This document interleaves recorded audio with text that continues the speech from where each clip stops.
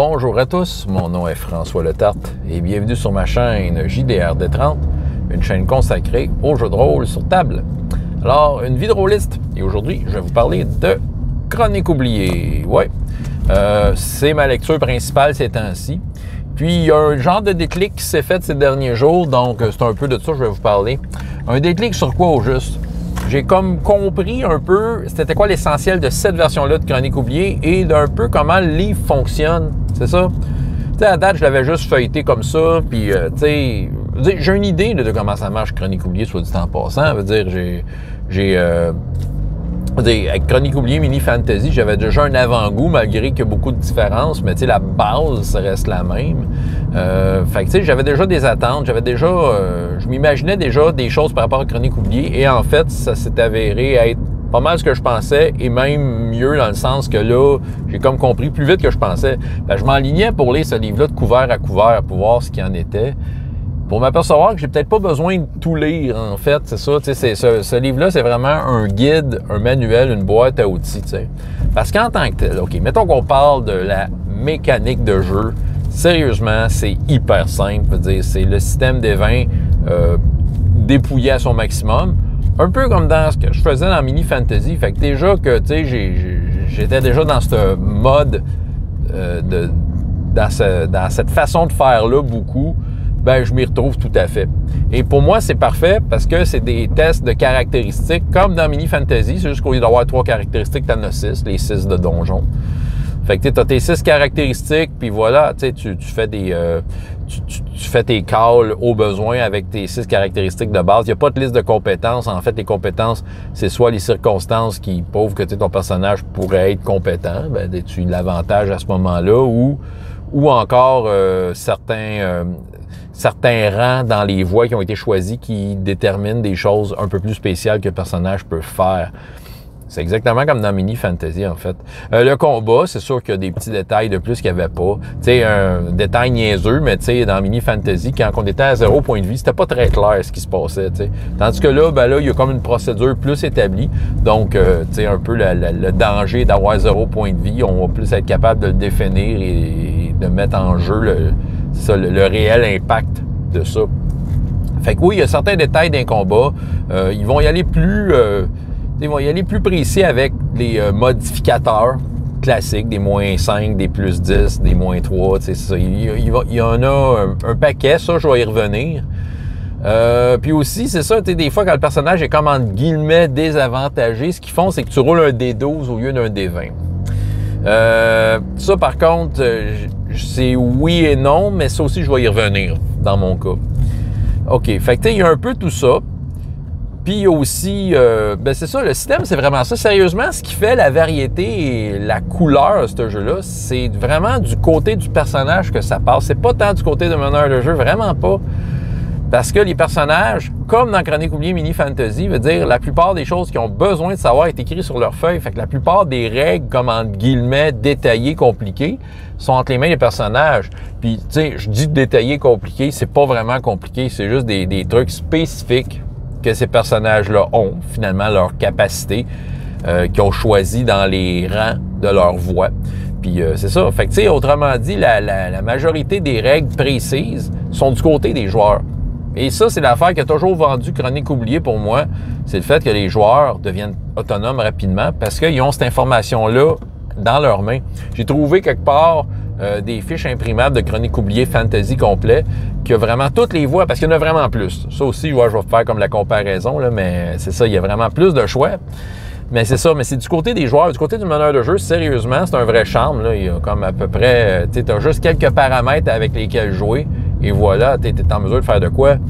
Puis le livre, je le lirai pas complet parce que, tu sais, il renferme beaucoup de règles optionnelles. C'est vraiment une boîte à outils, puis ces règles optionnelles-là pourront rentrer au besoin à des moments précis et ils pourront partir aussi. C'est ça qui arrive. Le jeu, là, il y a vraiment un petit côté plug and play. Tu sais, c'est comme, tu peux rentrer des affaires, tu peux y sortir si tu veux, ça débalance pas le jeu. Tu sais, c'est ça, il y a quelque chose qui est pratique à tout ça. C'est ça, il y a quelque chose aussi qui est instinctif. Tu sais, moi, j'aime ça faire des rulings, d'inventer des règles au besoin, mais voilà, le jeu me l'empêche pas. Je suis pas pris dans un carcan de procédure établie qui justifie le jeu. Tu sais, c'est ça, il y a une forme un peu libre. Fait que c'est ça, je trouve que, tu sais, je suis assez content de ma lecture par rapport à ce que je veux en faire. Bon, ouais, tout est du côté des joueurs. C'est sûr que, tu sais, ce qui fait que je me rends là, c'est que, comme j'ai déjà expliqué à certains moments dans le passé, c'est que Chronique oubliée Mini Fantasy, veut dire, à un moment donné, il atteint une certaine limite de ce que tu peux faire quand tu montes de niveau. Il n'est pas fait pour faire des bonhommes à très haut niveau. Ça s'arrête au 5e. Tu sais, en grosso modo, là, tu sais, tu peux poursuivre. Ils te disent comment le faire, mais ils te le disent. Ils te disent, ouais, à un moment donné, le jeu, tu sais, il va être moins intéressant parce qu'on va être comme un peu, en quelque sorte, on va être un peu limité. Tu sais, les défis ne seront plus aussi intéressants parce que les personnages vont être comme surpuissants. Il y a quelque chose d'un petit peu exponentiel, en effet, dans Chronique oubliée Mini Fantasy. Mais quelque chose que j'aimais dans Chronique oubliée Mini Fantasy et qu'il n'y a pas dans cette Chronique oubliée-là, il y a une certaine liberté. On s'entend, c'est pas de la liberté en fou, mais il y a une certaine liberté qu'il n'y a pas dans l'autre. Je vais vous expliquer un peu d'où ce que je veux aller avec ça. OK, quand tu prends un profil à Chronique oubliée Mini Fantasy, soit ça passe à 6 profils, qu'est-ce qu'un profil? C'est une classe. OK, c'est le nom qu'ils ont trouvé. Dans chacun des profils dans Mini Fantasy, tu as 3 voix. Chacun des voix comporte 5 rangs, qui colle aussi avec le niveau du personnage. Tu sais, dans le fond, tu peux choisir une capacité de tel rang si tu as le niveau. Tu sais, une capacité de rang 3, c'est parce que tu es 3e niveau. OK? Et où la liberté, entre guillemets, là, tu sais, on s'entend, là, vous n'allez pas être étonné de la liberté en fou, mais c'est ça. Tu sais, tu pars ton personnage premier niveau, donc tu choisis le rang 1 dans une des 3 voies qui t'est proposée dans ton profil. Bref, tu as un choix à faire entre 3 pouvoirs cool. C'est facile de même. Tu sais, je sais pas, mettons qu'on prend le profil du combattant. Le combattant, dans Mini Fantasy, tu as la voix du barbare, la voix du chevalier, puis la voix du guerrier. C'est quelque chose de même. Fait que mettons que, tu sais, niveau 1, tu es intéressé par la voix du barbare. Tu fais un X à côté, parfait, c'est ça que tu as. Quand tu arrives niveau 2, dans Mini Fantasy, ben là, c'est ça. La liberté, elle est où? C'est... Tu es obligé de choisir quelque chose qui est au rang 2. Fait que tu peux pas aller choisir un rang 1 qui t'aurait intéressé. Tu peux pas le prendre. C'est ça, c'est l'affaire qui est pas liberté. Mais ce qui est liberté, c'est que tu peux choisir entre tes 3 voix encore n'importe laquelle. Fait que tu sais, ton niveau 2, tu peux choisir si tu veux la voix du barbare encore, pas de trouble, ou tu peux aller cocher le 2e rang de puissance du guerrier ou le 2e rang de puissance du chevalier si ces pouvoirs-là t'intéressent plus. Fait qu'il y a une certaine liberté entre les différentes voies que tu peux aller d'un à l'autre. Ce que j'haïssais pas. Dans Chronique oubliée complet, c'est différent. Bon, ce qu'il y a de mieux, c'est que tu as bien plus de profils. Dans le livre de base, tu en as 14, puis je me souviens plus comment ce qui s'en ajoute dans le livre compagnon. J'ai bien fait de l'acheter. Ça rajoute beaucoup de variété. Tu as 14, peut-être une vingtaine de classes de personnages de base qui sont tous aussi colorés les uns que les autres. Chacun des personnages n'a pas seulement 3 voix, en ont 5. Qui ont aussi 5 rangs de puissance dedans. Ça marche un peu la même affaire, il faut que tu ailles au moins le niveau. Fait que tu sais, jusqu'au niveau 5, ben, une fois que tu es rendu niveau 5, en fait, là, tu peux choisir à peu près ce que tu veux d'un rang. Bon, c'est ça. La façon dont ça marche, c'est que tu as des points à dépenser quand tu montes de niveau et tu vas acheter des rangs dans des voies qui te tentent.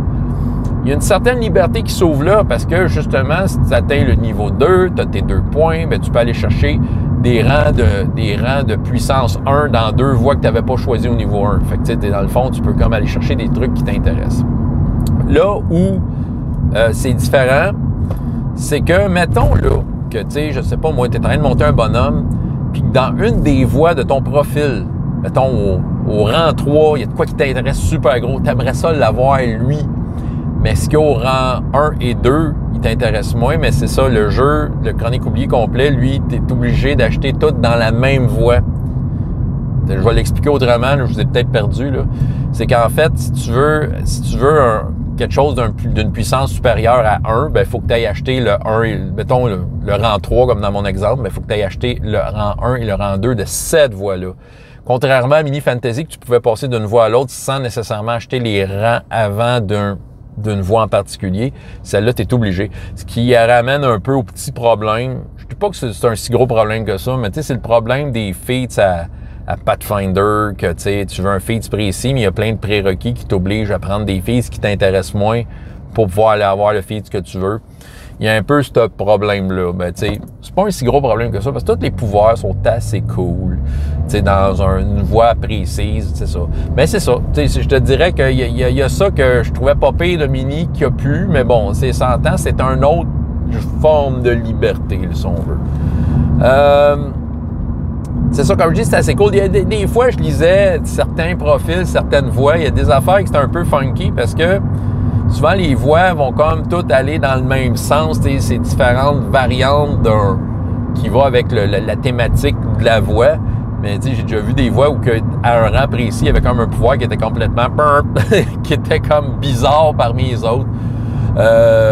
Ça fait un peu bizarre. T'es comme, soudainement, tu débloques de quoi que, OK, tu l'as, c'est comme un extra, ça te donne l'impression qu'on t'a plugué un bras nouveau dans le front. C'est comme si tu avais un bras qui te poussait dans le front puis qui était bien pratique, mais qu'est-ce qui fait là le bras, tu sais? J'exagère un peu, mais vous voyez un peu l'idée peut-être, là, c'est le fait que des fois, il y a certaines affaires que c'est... Fait que là, si on en revient à mon problème il y a un pouvoir précis qui m'intéresse, puis je suis obligé d'acheter les autres, mais peut-être que je suis obligé d'acheter le fameux bras dans le front pour l'avoir, tu sais. Bon, tu sais, comme je dis, à un moment donné aussi, c'est de comprendre comment le jeu est fait et comme, entre guillemets, d'accepter que c'est le même. Là, c'est ça qui arrive. Là. Le jeu c'est pas un jeu hyper complexe. C'est ça, il y a ce petit côté modulable. Là. Ce qui est le fun à Chroniques oubliées Fantasy et qui fait que ça va valoir la peine. Dans le cas des groupes, si je reprends évidemment les groupes que j'avais, si l'activité revient, ils étaient pas mal tous rendus au niveau 7, 6-7, à part quelques joueurs qui sont arrivés par après. Ben c'est ça, à partir du niveau 8, tu peux aller te chercher des voies de prestige. C'est un des premiers prérequis. Il y a certains autres prérequis qui embarquent. Puis c'est assez facile. C'est comme juste une nouvelle voie qui embarque, mais tu sais, t'as comme plein de choix, là. T'as plein de choix par rapport à toutes sortes d'affaires. Des voies qui ont rapport à ta classe, des voies qui ont rapport à ta race. Il y a des voies qui ont rapport des fois aux objets que tu portes. Tu peux avoir un objet magique légendaire et à ce moment-là, elle commence à être intéressante. Il y a des voies reliées à ça. Il y a vraiment toutes sortes de choses que tu peux plugger. Fait que à ce moment-là, tu peux te rajouter une voie prestige. Il faut que tu la choisisses bien, qui va permettre de varier ton personnage vers d'autres horizons. Fait que ça, je trouve ça bien intéressant. Étant donné que les joueurs que j'ai, si je les reprends, sont habitués avec la sauce, comment qu'elle est faite, puis qu'elle ressemble à Mini Fantasy, bien c'est ça, j'ai pas mal l'impression qu'ils vont patauger là-dedans assez facilement. L'exercice que je veux faire maintenant, étant donné que là, la lecture va être beaucoup plus aisée que je m'attendais, ben, tu sais, je vais aller lire ce que j'ai de besoin par rapport aux peut-être règles optionnelles que je vais mettre en place, entre autres les points de chance qui est optionnel, mais tu sais, on le faisait déjà, fait qu'on connaît comment ça marche. Ben là, ça va être d'essayer de faire une conversion des personnages qu'il y avait en Mini en Chroniques oubliées Fantasy. Je m'attends à ce que ça ne soit pas des copies conformes. C'est ça qui arrive. Je vais comme prendre chacun des personnages et me rappeler qu'est-ce qui faisait si important. C'est lequel de ses talents il utilisait le plus et voir de quelle façon, rendu au niveau qui est là, c'est possible d'avoir ça, encore accès à ça. Donc, je m'attends à ce qu'il y ait des différences. Ce qui arrive avec Chroniques oubliées Fantasy, les personnages sont moins comme surpuissants, psychédéliques. Il y a comme un petit nivellement vers le bas, mais qui n'est pas mauvais en soi. Ça reste de la high fantasy. C'est juste que ça permet de garder, d'étirer le plaisir un peu plus longtemps. Parce ce qui arrive, c'est que ça, ce qui était rendu en Mini, mais c'est ça. Leur donner des défis, ça commençait à être ardu. J'avais quand même plus d'un tour dans mon sac. Là. On s'entend que il y avait toutes sortes d'atouts qui leur permettaient de battre toutes sortes c'est ça, c'était difficile de trouver des difficultés. Il fallait que les difficultés soient vraiment over the top tout le temps. C'est le fun d'avoir des difficultés un peu de milieu qui peuvent comme ralentir les personnages. Puis ça, il n'y avait plus grand-chose qui les arrêtait. On n'était pas encore rendu au point où il était invincible. Il ne l'aurait jamais été de toute façon. Mais il y avait quelque chose... On sentait que le Mini Fantasy, on commençait à atteindre le maximum de ce que je pouvais faire si je voulais garder un intérêt au niveau des challenges, tandis que le complet, ben c'est ça, il a été pensé pour ça. Fait que j'ai l'impression que je vais avoir plus la mainmise sur des défis intéressants. Je sais pas comment les joueurs vont prendre leur nouveau personnage, leur personnage transféré. Évidemment, je vais leur vendre l'idée justement que ça étire le plaisir. Au pire, ils se font des nouveaux personnages, ce qui n'est pas mauvais en soi non plus, parce que sérieusement, il y a tellement de profils nouveaux et d'options nouvelles et plein de races nouvelles aussi, surtout avec le compagnon qui en rajoute une coupe. Peut-être qu'ils vont avoir le goût de faire un nouveau personnage. Et ça, sérieusement, je serais très à l'aise avec ça. Je serais très content de cette décision-là, mais je serais très à même d'accepter qu'ils prennent leurs anciens personnages, surtout qui approchent le niveau 8, donc d'une possibilité de voie de prestige. Voilà. En tout cas, tu sais, je rêve comme ça. C'est ça. Fait que je vais regarder les différentes règles optionnelles. Il y en a une dans le compagnon qui est comment gérer des sbires. Justement, j'ai une vidéo à écouter que j'ai partagée un peu aujourd'hui sur mes trucs Facebook en anglais, Runeslinger, qui parle comment gérer des minions. Fait que je sais qu'il aime ça. Fait que, tu sais, justement, ça m'inspirait. Puis je sais qu'il y a une règle dans Chronique oubliée qui, j'avais lu un peu rapidement, mais je la trouvais bien montée. Tu sais, ça faisait sens, cette règle-là. C'est ça, fait qu'il y a des règles à droite et à gauche que je vais faire. La magie, je vais probablement la laisser telle qu'elle est. On était habitué avec ce style-là, c'est-à-dire que les sorts qu'ils faisaient, ils faisaient pas mal à l'infini, à moins que dans la description, il y avait vraiment spécifié qu'il y avait un nombre de fois limité. Mais en tant que tel, tu sais, il n'y a pas de limite sur le nombre de fois qu'ils font leurs affaires, les magiciens. Ben, un peu comme 4e édition Donjon, j'en parlais dernièrement. Ben, c'est ça, les autres classes, les autres profils, dans leur voix, ils ont aussi des trucs cool, tu sais, qui sont peut-être pas aussi colorés que la magie, mais qui font qu'ils se démarquent à toutes les fois qu'ils l'utilisent. Voilà. Fait que, ouais, c'est ça qui arrive, c'est ça. Fait que Chronique oubliée, je suis bien content, je vais pouvoir me concentrer sur autre chose, la conversion des personnages, peut-être la lecture des aventures, je voulais peut-être leur préparer. Puis aussi, c'est ça. Ah oui, je voulais revenir là-dessus. C'est ça qui arrive. Tu sais, c'est quand même un 3.5 OGL. Puis quand vient le temps de mettre des modificateurs, ben là, on revient un peu à ce qui se faisait à l'époque de ce jeu-là. C'est-à-dire que tu as des trucs pointés ici, tu as -2 pour ça, tu as +10 pour ça, tu sais, toutes ces affaires-là. Puis je vais vous avouer, j'ai pris goût à prendre le principe Donjon 5, c'est-à-dire avantages, désavantages, qui, je trouve, facilite bien des affaires. Je suis allé lire sur des forums de Black Book pour dire s'il y en a qui l'avaient fait. Il y en a qui l'avaient fait, puis ça va bien. Il y en a qui ont fait remarquer des choses, par exemple.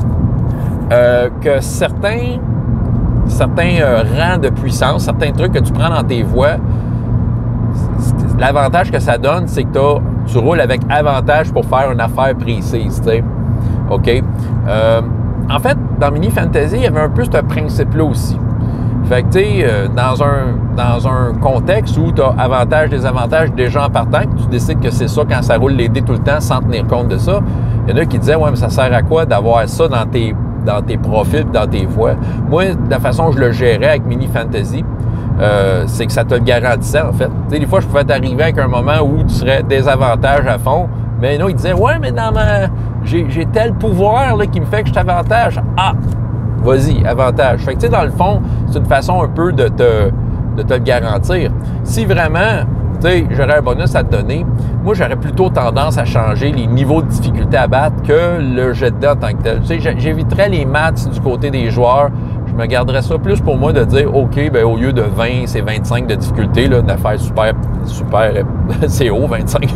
Mais c'est ça, tu sais, je plus genre jouer avec les difficultés, tu sais, ces paramètres-là.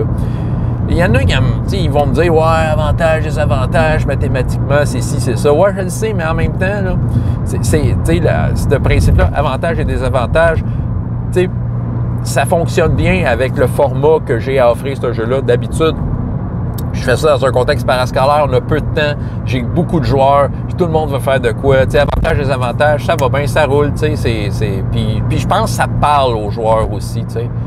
Tu sais, je le fais l'expérience dans des jeux où je fais des +8, -2, là, tu sais, des fantastiques, je le fais. Puis des fois, là, les joueurs me voient y aller, là, tu sais, je suis quand même, attends un petit peu. Puis là, ils me voient les yeux dans les airs ou dans mon écran. T'as +8, +7, OK, hey, OK, tu le fais à -4 ton jet.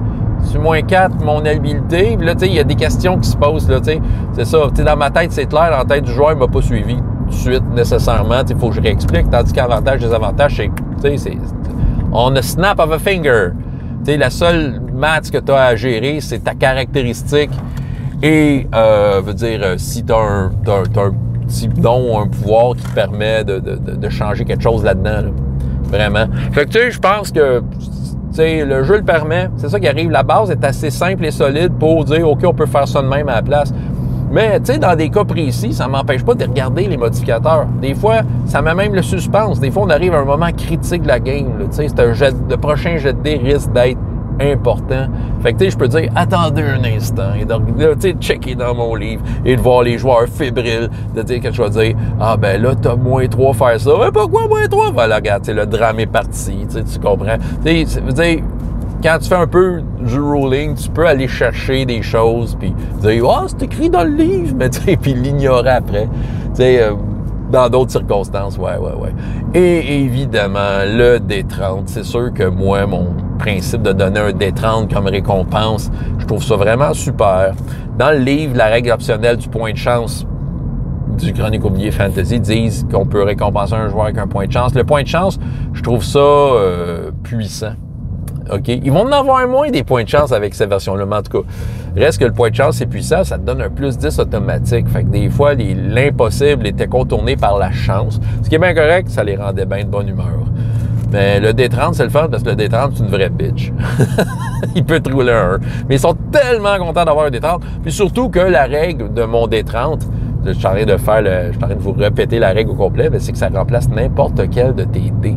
Si tu as le D30, puis tu vas attaquer avec ta dague qui fait un D4 de dommage, ben tu peux prendre le D30 à la place. Tiens, es-tu efficace ta dague? Mais après ça, tu l'as plus ton D30. Mais c'est ça, c'est comme de quoi tu peux dépenser. Puis avec cette clientèle-là d'ado, ça marche à fond.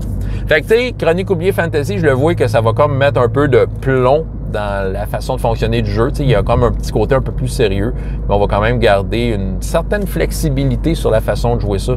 J'ai bien hâte de voir ça, mais tout ça pour dire que je suis content. Là, le livre, j'ai comme compris comment ce qui était fait. Il n'y a pas d'index, ça c'est un défaut, mais quand même, j'ai compris comment que le livre était fait. Je vais me mettre des post-it pour les passages importants. Mais tu sais, c'est comme de lire un peu les monstres, qu'est-ce qu'ils font, tout ça, puis de toute façon, il y a la recette pour faire des monstres on the fly. Ça, je vais l'étudier comme il faut. Puis avec ça, sérieux, ça va rouler facile. Le livre de base, il est complet. Avec le compagnon, c'est encore mieux. Sérieusement, je suis quand même content. Petite conclusion rapide. J'en parle beaucoup avec du bien. Là, on s'entend, le jeu se retrouve haut dans mon palmarès de jeu. C'est pas nécessairement mon jeu préféré, tu sais, veut dire, on s'entend, c'est pas le plus préféré de tout, mais il est vraiment pratique, tu sais, pour ce que j'ai à faire. C'est ça, tu sais, j'ai toujours en tête un peu dans quel contexte que je vais l'utiliser, tu sais, du parascolaire avec des jeunes, ils veulent qui ressemble à Donjon, mais qui vont comme comprendre et assimiler vite. Tu sais, l'expérience va être totale avec ça. Fait que, tu sais, ce jeu-là prend quand même une grosse place. Tu sais, je sais pas, faudrait que je me fasse une idée, c'est quoi mon top 5 jeux. Ça se pourrait qu'il apparaisse dedans, en fait. Mais il y a des choses, comme je dis, c'est sûr que c'est un jeu qui est pensé combat, qui est pensé avec des dons, comme je dis, un peu la montée des dons. Tu sais, il y a un côté plusieurs options, mais en même temps, tu es limité. Tu sais, si tu en veux un en particulier, tu es obligé d'acheter toutes les autres avant. C'est ça, je dirais que c'est peut-être le seul bémol qu'il y a, mais encore là, comme je dis, un moment donné, quand tu embarques probablement dans le mood, quand tu te mets à jouer, ben tu l'acceptes tout simplement, tout ça. Puis c'est ça, c'est assez clean. En tout cas, bref, j'en ai assez parlé de Chronique oubliée aujourd'hui. François Letarte, JDR Détrarte, et jusqu'à la prochaine fois, il y a autant de plaisir dans la vie que dans les jeux. Au revoir.